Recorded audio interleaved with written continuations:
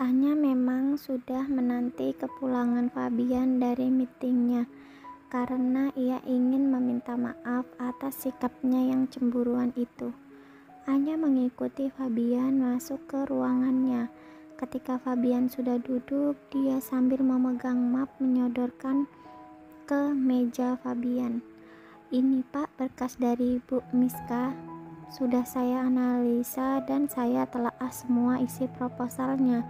Ini silahkan Bapak tanda tangani kontrak kerja dengan Bu Miska. Ucapannya seraya menatap suaminya itu dengan sedikit manja sengaja, tapi Fabian menatapnya malah sibuk membuka file di komputernya. Bi, aku mau minta maaf, ucapannya lembut. Ingat perjanjian kita, kamu di sini cuma karyawan. Tegas Fabian yang membuat Anya mundur teratur. Anya yang dipanggil berhenti sejenak dan membalikkan badan menatap Fabian kembali. Biar aku lihat dulu berkasnya, nanti aku kabari. Lanjutnya membuat Anya semakin kecewa. Memang benar bahwa perjanjian itu harus ditepati, tapi Fabian sering melanggarnya. Kenapa Anya tidak bisa? Anya merampungkan pekerjaannya dengan suasana hati yang buruk. Sementara Fabian tahu kalau istrinya itu sedang marah, jadi dia mengirimi buket bunga kepadanya. Dari siapa, Pak? Anya bertanya kepada satpam yang menelponnya dari resepsionis. Dengan hati gembira, Anya turun ke lantai bawah mengambil buket bunga yang ditinggalkan di sana. Setelah tahu yang mengirim itu adalah suaminya, ia telah menerima buket bunga yang cukup besar. Tapi ia malu membawanya ke ruangan kerja. Kemudian dia menitipkannya kembali ke resepsionis. Gladys sekilas melihat Anya tersenyum bahagia sambil mencium buket bunga. Sialan wanita kampungan itu, ucapnya sinis. Sambil mengepalkan tangannya, dia berusaha mengatur nafas untuk tetap rileks di depan rekan kerjanya yang lain. Kayaknya ada yang baru menang lotre nih, celoteh Jonathan setengah mengejek Anya. Apaan sih, sok tahu. Jo, sebentar lagi kita ketemu klien. Nanti kamu turun duluan ya. Oke, aku tahu kok kamu mau izin suamimu dulu kan, Jonathan menebaknya. Anya mengangguk malu. Setengah jam kemudian Jonathan turun ke lantai bawah duluan, sedangkan Anya mengetuk pintu Fabian. Lama dan tidak ada jawaban. Anya pun masuk tanpa izin. Anya melihat Fabian sedang tertidur di sofa. Sepertinya sangat lelah. Ia mendekati suaminya itu dan mencium kening Fabian. Ketika akan beranjak dari situ, dia terkejut karena tangannya ditahan oleh Fabian. Maaf Pak, Anya jadi gagu. Lebih terkejut lagi saat ini tubuhnya sudah berada di atas Fabian. Kamu siap-siap, aku nanti malam minta jatah, ucapnya dan lanjut memejamkan mata. Anya tersipu malu dan keluar ruangan menghampiri Joe yang sedang menunggu. Mereka meeting di kafe seberang kantor, jadi tidak terlalu memakan waktu lama di perjalanan.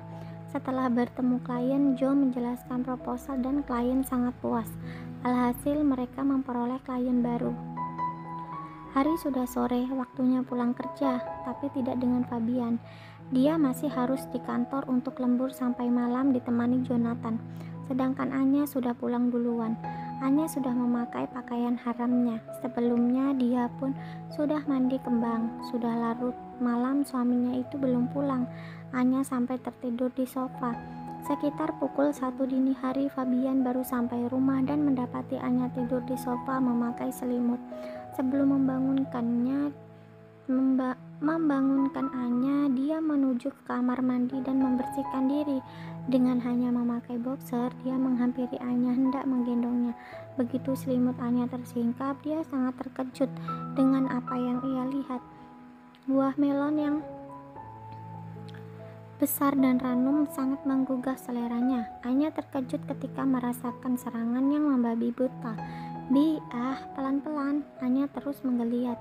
Kini pakaian dinasnya entah kemana, sementara Fabian tidak mengindahkan ucapan Anya dan terus melahap melon segar itu. Dia seperti kerasukan, tak bisa menghentikan kegiatannya sama sekali. Anya membelakangi Bian sama laki-laki itu meluncurkan rudalnya berkali-kali. Nafasnya terengah-engah dan berusaha menahan suara yang keluar. Meskipun di dalam rumah ini hanya mereka berdua, tapi tetap saja sebenarnya Anya tidak nyaman mengeluarkan suara merdu di saat seperti ini. Masih di tempat yang sama, dia mencoba menoleh ke belakang ke arah suaminya. Dia melihat suaminya menengadahkan wajah sambil sesekali memejamkan mata. Bi, melihat Anya menatapnya semakin membuatnya kehilangan pertahanan. Sabar. Akhirnya dia tumbang juga menutupi istrinya itu. Anya sadar belum menunjukkan apa-apa sedari tadi. Sekarang ia menduduki Bian dan mencium ganas bibir suaminya itu. Bian tak bisa berkata-kata lagi, dia lelah, tapi Anya membangkitkan adiknya lagi. Dia kemudian duduk dan mereka beradu onderdil lagi sampai hampir pagi. Baju berserakan di lantai membuat Anya pusing melihatnya. Ia memunguti baju-baju itu dan membersihkan diri di kamar mandi. Hari ini kita tidak akan ke kantor, ucap Fabian yang tiba-tiba berbicara tapi matanya masih terpejam. Iya, jawabnya yang masuk ke dalam kamar mandi. Setelah membuatkan sarapan hanya kembali ke kamar walaupun ini sudah pukul 12 siang. Tapi mereka berdua memang belum sarapan. Bi, ayo bangun makan dulu. Anya mulai menggoyang-goyangkan badan suaminya itu. Fabian hanya menggeliat sebentar dan menatap istrinya. Aku masih ngantuk dan aku belum lapar, ucapnya kemudian dan meraih guling. Ya sudah, aku makan duluan, ucapnya yang meninggalkan suaminya dan kembali ke meja makan.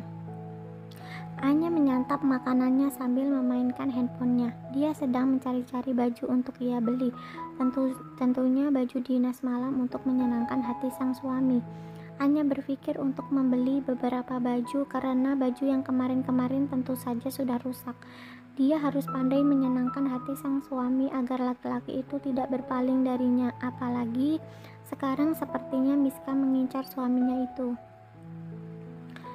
Akhirnya dapat juga, ucapnya seraya mengklik baju yang ia maksud dan membayarnya melalui m-banking. Tiba-tiba aja ada pesan masuk dari Jonathan yang melaporkan kalau Miska datang ke kantor untuk mencari Fabian dan Jonathan bilang Fabian sedang dinas keluar kota. Makasih ya Jo, balas Anya singkat. Sebenarnya Jonathan pun tidak tahu alasan apa yang membuat bos dan istri bosnya itu tidak masuk ke kantor. Dia hanya berpikir mungkin bosnya tadi malam pulang larut malam dan ingin istirahat di rumah hari ini. Sedang asik menyantap makanannya, tiba-tiba Fabian mendekati Anya dan memeluk istrinya itu dari belakang. Bian geli, ucap Anya manja. Fabian malah membalikkan kursinya dan menghujani pipinya dengan ciuman. Anya tertawa tidak bisa menahan geli karena kumis tipis Fabian. Fabian mengangkat Anya ke atas meja dan memandanginya intens. Kenapa? Jangan bilang mau nambah lagi. Aku sudah lelah. Seharusnya hari ini itu saat kita libur, kamu ngajak aku jalan-jalan, refreshing, ucap Anya sambil mengalungkan tangannya di leher sang suami. Baru saja mau minta nambah, hehe. Gimana kalau kita jalan-jalan ke pantai? Mereka pun bersiap-siap. Sebelumnya Fabian mandi dan menyantap makanannya dulu. Anya sangat bersemangat untuk liburan kali ini dan dia berharap tidak ada pengganggu.